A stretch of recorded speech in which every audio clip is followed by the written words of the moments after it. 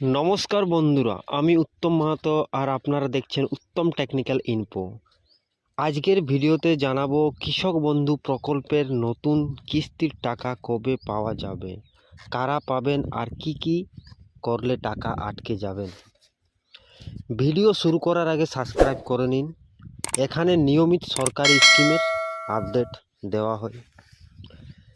কৃষক বন্ধু প্রকল্পের সাধারণত বছরে দুইটি কিস্তি দেওয়া হয়, খরিফ ও রবি মরশুমে।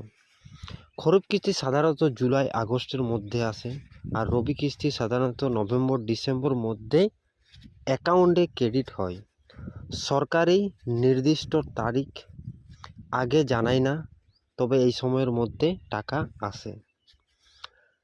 যোগ্য কৃষক বছরে মোট সহায়তা পান জমির পরিমাণ অনুযায়ী। টাকা সরাসরি ডিবিডি মাধ্যমে ব্যাংকে যায়। যারা দেখে নেবেন টাকা আসতে খুবই লেট করছে বা কোনো কিছু অসুবিধা থাকলে তারা চেক করবেন bank KYC incomplete, bank KYC আছে কি না। তারপরে গিয়ে আধার কার্ড যে আপনার আছে ওটা ব্যাংক অ্যাকাউন্টের সাথে লিঙ্ক আছে কি না। ওটার সমস্যা থাকলেও অনেক টাইমে পয়সা আসেনি। ল্যান্ড রেকর্ড, জমির যে আপনার জমিটা যে দিয়েছেন তার নাম কি আছে, মিচম্যাচ আছে নাকি কিছু, এটাও প্রবলেম হতে পারে। অ্যাকাউন্ট অ্যাক্টিভ কি ডিঅ্যাক্টিভেট, অ্যাকাউন্ট অনেক দিন থেকে খুলেছেন টাকা ট্রানজ্যাকশান হয়নি, ওটার জন্য ডিঅ্যাক্টিভেট হয়ে যদিও অ্যাকাউন্ট হয়ে গেছে ওটা একবার চেক করে নেবেন।